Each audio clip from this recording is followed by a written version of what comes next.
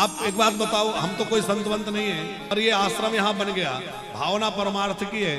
कितने लोगों को यहाँ कथा सुनने का आनंद आ रहा है, कितने लोग यहाँ आके विश्राम करते हैं, यहाँ आके ठहरते हैं, यहाँ भोजन मिलता है, यहाँ रहने को मिलता है, तो कितने लोगों को आश्रय मिल रहा है कि नहीं? कितने लोग ऐसे हैं जिनके सामने ये जटिल समस्या है कि अब बुढ़ापे में क्या करें, कहाँ जाएं, किसका दरवाजा खटखटाएं? क्योंकि बुढ़ापा एक ऐसा समय है कि सब उपेक्षा कर देते हैं, कोई भी हो। जब खुद के बच्चे नहीं रखना चाहते तो और कौन रखेगा? अब हमारे किशन लाल जी यहाँ बैठे हैं, अब आप अकेले रह गए। पहले पति पत्नी दोनों थे, बच्चे तो एक बेटा था वो पहले ही भगवान के यहाँ चला गया, अब दोनों ही रह गए थे। दोनों में से माता जी भी चली गई, अब अकेले हैं। चाहे जितनी संपत्ति बनी रहे चाहे कुछ, लेकिन संपत्ति से थोड़ी अच्छा लगता है भाई कोई बात करने वाला हो, साथ में बैठने वाला हो, सुख दुख पूछने वाला हो, होना चाहिए कि नहीं? अब इनका एक मकान मुंबई में है, एक वहां भी था, अभी शायद बेच दिया हरिद्वार में, तमाम चीजें। पर उस सब का क्या करें? रहने के लिए कोई ऐसी जगह चाहिए ना जहाँ कोई ऐसा व्यक्ति हो जब बैठ के बात करे, सुख दुख में हमारे साथ खड़ा हो जाए, हमसे अपनी बात पूछ ले, हमें कुछ तकलीफ हो तो हमें डॉक्टर को दिखा दे, दवाई दे दे, भोजन दे दे, चाहिए कि नहीं? अब ये वानप्रस्थ में आया तो बड़े मौज के साथ रह रहे हैं, आनंद के साथ रह रहे हैं। अब देखो जो पीड़ा है अंदर, धर्मपत्नी चली गई, अब वो तो है ही, पर वो तो एक ना एक दिन जाना ही था, एक दिन तो ये समय आना ही था। पर ये है कि फिर बुढ़ापा किसके सहारे कटे? ये हमने एक उदाहरण दिया, चूंकि हमारे बड़े प्रेमी हैं, बड़े नजदीकी हैं, इसलिए हमने इन्हीं की बात कही। ये हमारे ज्यादा खास है इसलिए हम इन्हीं का नाम लेते हैं। बाकी ऐसे तमाम लोग हैं कि जब बुढ़ापा बढ़ता जाता है तो ये चिंता भी बढ़ती जाती है, कब क्या होगा। बच्चों को तो फुर्सत नहीं है, बच्चे तो बात करने को भी तैयार नहीं है। ऐसे भी परिवार है जिनके बच्चों के पास इतना भी टाइम नहीं है वो फोन पे बात कर लें। अभी जो वृंदावन में नौका हादसा हुआ है ना, नाव पलट गई, स्टीमर पलट गया था, तो एक हमने वो यूट्यूब पर या कहाँ एक पढ़ा था कि एक बच्चा इस बात को याद कर करके रो रहा है कि उसकी माँ उसको प्रतिदिन फोन लगाती थी।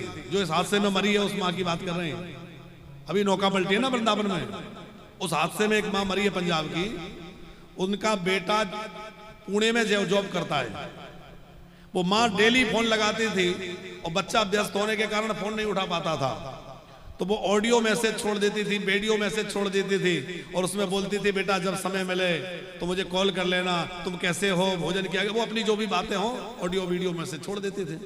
तो उसमें एक दिन मैसेज में उसने ये छोड़ा, बेटा आज तुझे मुझसे बात करने टाइम नहीं है, लेकिन एक दिन तू मुझे याद कर करके रोएगा और मुझसे बात करने के लिए तरसेगा, पर मैं उस समय नहीं होंगी। ये एक दिन उसने बोल दिया था किसी तरह।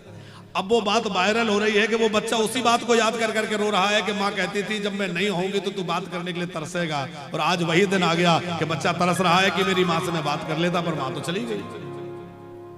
तो भैया आज स्थिति ये है कि बच्चों के पास समय ही नहीं है कि वो बच्चों के पास माँ बाप फोन कर रहे हैं, वो फोन नहीं उठा रहे, बात नहीं, अभी मैं मीटिंग में हूं, अभी मैं यहाँ हूं, अभी मैं वहां हूं।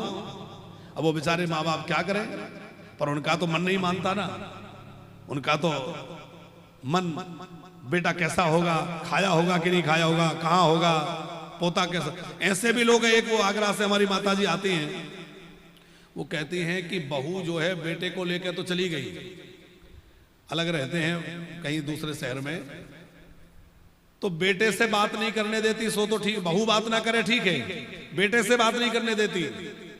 और बड़े दुख के साथ रोते रोते उन्होंने कहा कि हमारा नाती हो गया जो 4 वर्ष का होने वाला है, पर 4 वर्ष में हमने ना तो नाती का मुंह देखा और ना अभी तक फोन पे बात कर पाई।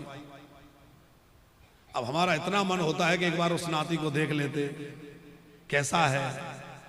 अब होता है कि नहीं, दादा दादी के मन में हम अपने नाती को देखते, पर बहू रानी ने कह दिया है कि नहीं, कोई संपर्क नहीं होगा। वो बेचारे बाबूजी, अब माताएं तो रो के कह भी लेती हैं, वो बाबूजी तो कहते भी नहीं, तो रो रो के उनकी आंखें इतनी कमजोर हो गई कि उनको ठीक से दिखता नहीं। ये कलयुग के बच्चों की और कलयुग की स्थिति है। आप विचार करो युग कहां जा रहा है, संसार कहां जा रहा है। ऐसे भयानक समय में ये वानप्रस्थ भैया एक बहुत बड़ा सहारा है, इसका काम ही है बुढ़ापे का सहारा वानप्रस्थ हमारा। ऐसे निराश मत होइए, हताश मत होइए, वानप्रस्थ आ जाइए और वानप्रस्थ में आके अपना आनंद से जीवन जिए।